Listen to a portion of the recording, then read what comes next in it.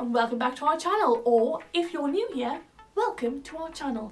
We are Lauren, Bethan and Charlotte, otherwise known as the Three Little Huns. This week we're going to be talking about... What? No, talk about it. Well, this week we're talking about taboo subjects.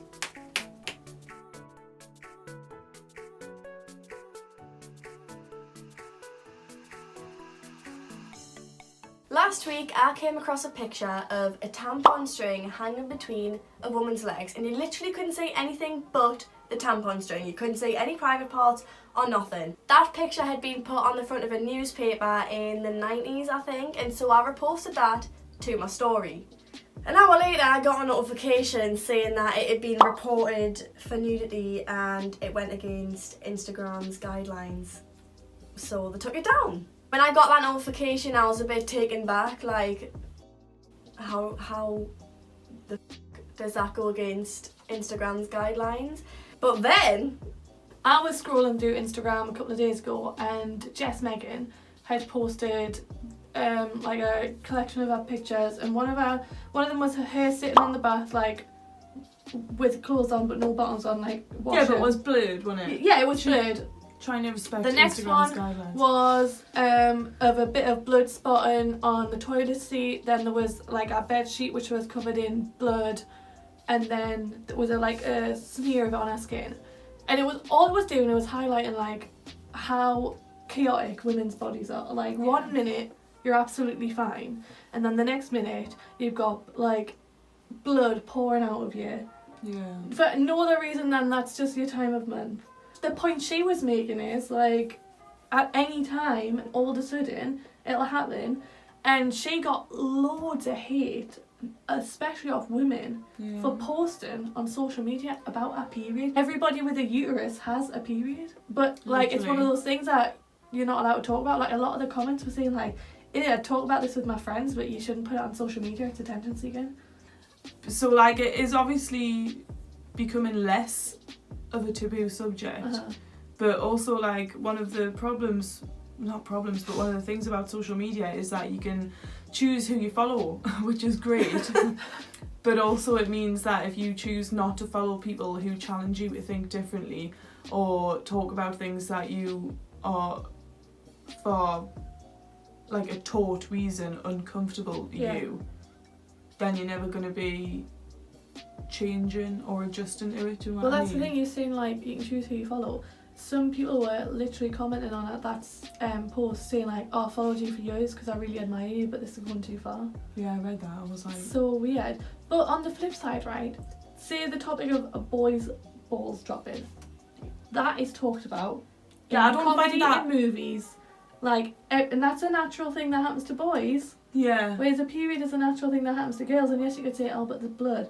But it's not violent blood. It's just blood that your body needs to get rid of. But we're not allowed to talk about it because people think it's gross. Anyone that has a period has a horrible time on their period. If I can find a checklist of all the symptoms that you get during a period, I'll pop it up on the screen. But it's like 4 to 7 days in hell. But no, but I'm saying, like, if every man had to have a period and it wasn't women that had them, then the tables would be turned. Probably, yeah. Because, like, obviously not all men, like, I'm not speaking for everyone, but, like, my boyfriend, when he has a cold, acts like he's dying. And if that's how we genuinely feel for good reason on our period, then we should be allowed to talk about it, whether it's to a friend, to a family, or on social media. I'm going to be sick. We all asked our Instagram followers if they had any topics that they thought were still considered. Any topics that they thought were considered still to be taboo in 2020, or just topics that needed to be talked about more. And we actually got an overwhelming amount of responses. A lot of them were the same, some were not, obviously. So we got lots and lots of responses, and I would just like to say thank you for contributing. because We couldn't make this video without you. a lot of the responses came back as stuff like periods, discharge, whatever, and we've just talked a little bit about periods, but what I wanted to talk about was discharge, because up until last year I thought there was something wrong with us because discharge isn't talked about, and I didn't know that other people got discharge. So when did you find out that it was a normal thing? Honestly, when I walked into Bethan's room, saw a bit of underwear on the floor, and I was like, discharge. Oh, I'm so so sad glad I that- moved home. Like, that's so sad that So you sorry. like you. It's such a difficult thing to talk about that you couldn't even come to one of your sisters and be like, "Do you get this?" That's the thing though, because Yeah. if they go no, then it's like even worse because you're like, "Oh shit." I know. We all disagree on how to say this word, but a lot of the responses came back as vaginal/vaginal health, sexual health, contraception, all that stuff. So a little bit about vaginal health. I have to say I don't know a lot about it because it's not talked about enough, but recently I learned that you shouldn't wash your vagina with anything but water because it messes with the pH. Yeah. And it was so hard for me to go from years of using Femme Fresh to going to like just using water, and I thought like just using water makes us feel like I'm dirty, but it's obviously it's the Well, cleanest. this Like- is sorry. You go. No, it's alright. Just like vaginas have a smell, okay? It's just the way that it is. It's fine. It's your body. Like they've got a smell. Like one of my ex-boyfriends, like literally, like I'm a clean person, and one of my ex-boyfriends was like, "Oh, you need to start using Femme Fresh." And so I was like using Femme Fresh Was for this the years. one with- So one of my ex-boyfriends told me that I needed to start using Femme Fresh. And so I did, and then for like 2 years I was just messing with the pH balance of my fanny. Because somebody else told me that my vagina shouldn't smell how it smells. And you listened. Yeah? You know why? Because it's not talked about. Yes, I didn't enough. know I was any just about to better. say, a lot of young women grow up thinking like that their natural smell isn't normal, so the Because I was being because it's not embarrassed about and it. they're embarrassed about it, so they will go and buy these products to wash their fannies with, when in reality it would take 2 seconds to put, you know, in the books they read in school or whatever. I don't. The way I learned about periods was just by having one, so I don't know about what they learn at school. But if like people just sat them down and went, sometimes you're gonna have an odor and that's fine. But the way people market feminine hygiene products, it's like, you can wash your private parts with this. Just be normal about it. The only reason I knew that it was actually not okay to wash your vagina with like feminine hygiene product is because I came across this girl on YouTube called Hayley Gamba, and her channel is all based around feminine hygiene, and she's actually a really good watch. So if you want to learn about feminine hygiene, go watch her channel. So at the beginning of lockdown, we all had a competition to see who could last the longest without shaving. And it was the first time in a really, really long time that I'd let all my body hair grow Yeah. really long. Like armpits, legs, back and front. It was a trial, but like towards the end of it I was like, I'm not really asked about my hair anymore. Yeah. So, but my point is, like, I feel like body hair in general for women is still gross and disgusting. Like, the view from society is that. But I also feel like, unless you're like an athlete, men shaving their body hair, it's still looked on as like, oh, it's a bit weird. I think Like- it's generally more accepted. Yeah, but but I still still think comes it's got with some a kind stigma. of, yeah. Of like, you must be some kind of effeminate man if you want to shave your chest, or because I've been out with men before who've shaved, and like when they take the top off, they'll be like, yeah, I shaved my chest. I'm like, alright. It's like they feel like they have to explain like why they've got no hair.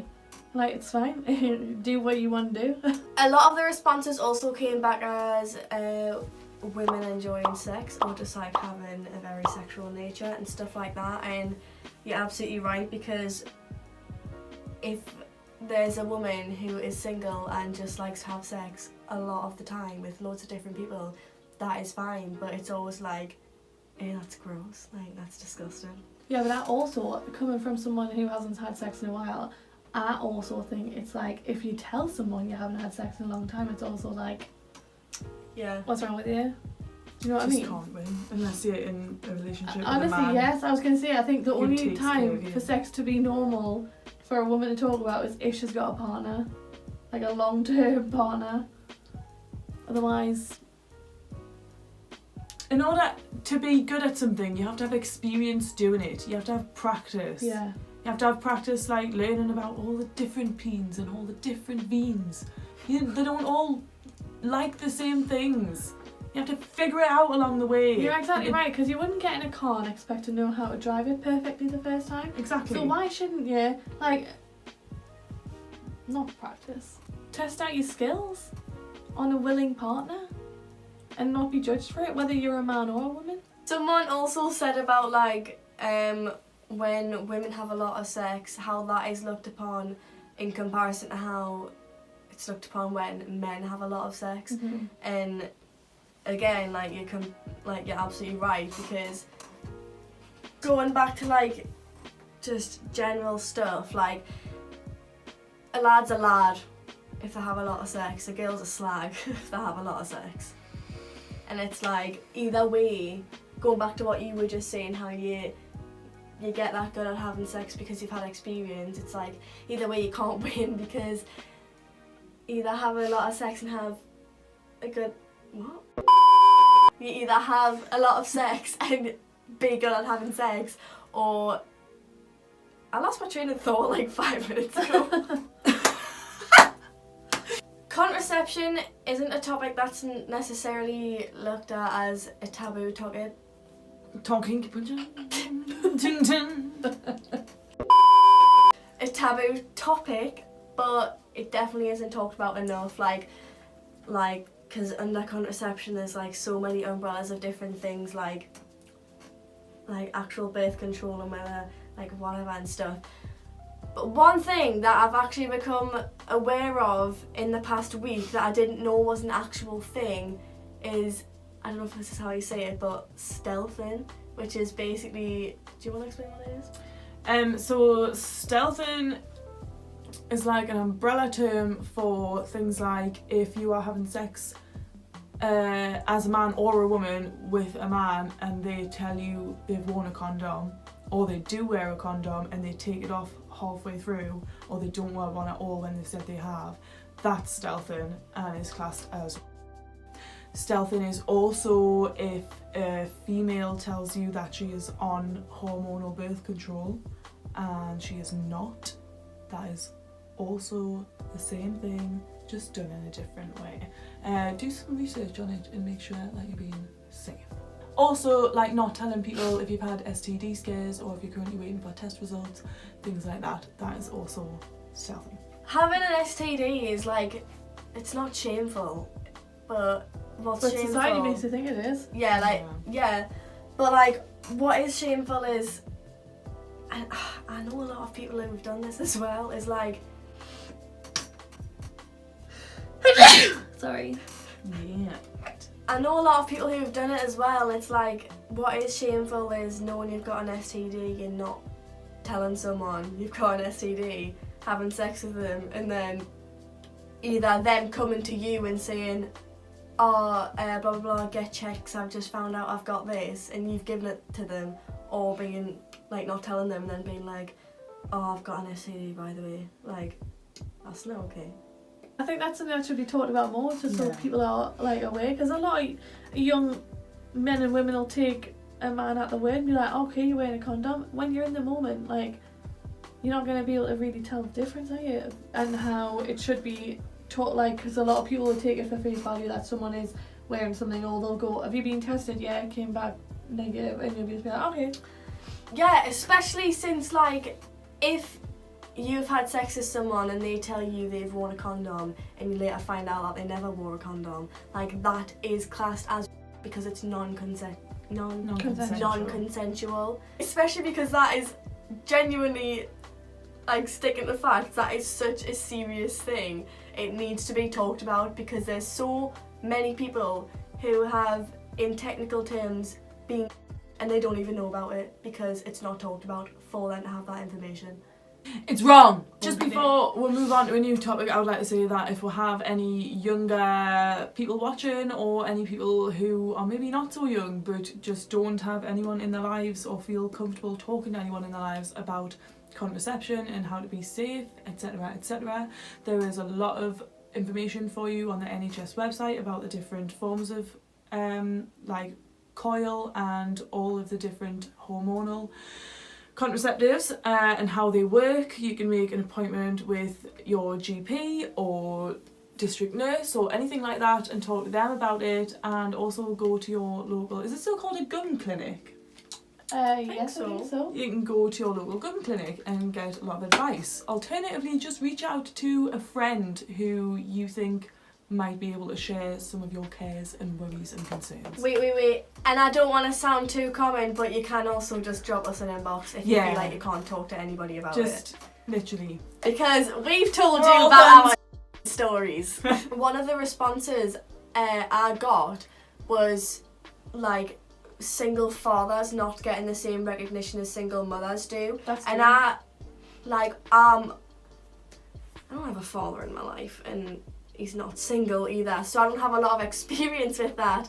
But my mum's a single mother, and she does such a good she's had to bring up 4 daughters, and for 2 years of my life I was, and she still managed to get me to turn out like the person I am. My mum has done such a good job bringing up 4 daughters on her own, and I'm so positive that fathers do just as good of a job. It's just not talked about, and they don't get enough recognition. I think it's because a lot of fathers, I'm gonna be maybe unfair here and say the majority of single fathers aren't doing a good job. Whether that's because they haven't themselves tried hard enough, or there's other reasons for that, and I think therefore society's just like, oh, single dads are obviously just like, I'm gonna switch this, there are so many amazing single mums, and the single mums who are awful, don't do anything for their kid and just let them sit at home and rot and vegetate in front of the TV, get lumped in with the good mums, with being an amazing mum when they're not doing anything for their kids. Because that might be controversial, you can hate on us if you want, but that's just my opinion. If you put all of the good things and the bad things and the things that need to be changed under one blanket, then you can't see the change here. Everyone's always just going to be, it's like Schrodinger's box cat. Schrodinger's cat. Yeah, Did I press record? Sorry, no, I'm pretty sure I did, but I'm just going to check. That was just a few of the responses we got back, because if we went through them all, we'd be here all night. However, if you at any point feel like there is another topic that you want us to talk about, feel free to message either one of us or email it to 3littlehuns@gmail.com. We will be doing a part 2, part 3, whatever, depending on how many responses we get back. So definitely do that. Just a reminder that if you have any weird paranormal stories or funny stories or embarrassing stories where you shit yourself in bed, send those to 3littlehuns@gmail.com. Unless in the next 3 days our country goes into national lockdown, these 3 little Huns are going for a weekend away in London. Woo! What? So you guys will actually be viewing this video on a Friday, but don't worry, because next week you'll have a video, and it might even be a vlog, but it's emphasis on the word might, because we've never vlogged before. It might just be a lot of random clips of her going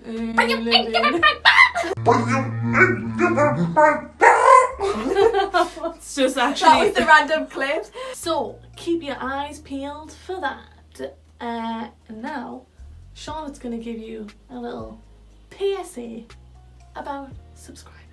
a little explanation, you might say. We set you a target to get us 110 subscribers by the end of September. What? It's not even... It's not even the end of September yet, and you lot smashed it. So, we're gonna set you a new target, and you need to get us 120 subscribers by the end of September.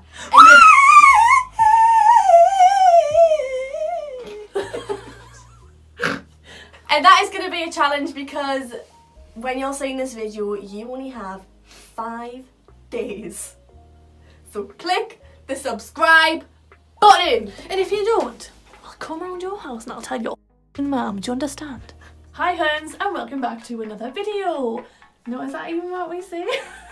Hi Huns, and welcome back to our channel. What is going on? Yes.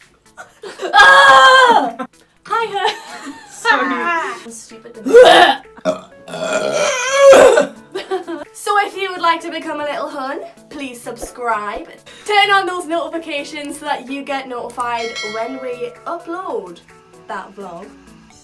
And also click the thumbs up because why not? And that is all from us. So everyone say goodbye. Oh my god, bye. I love you. Stop it. Bye.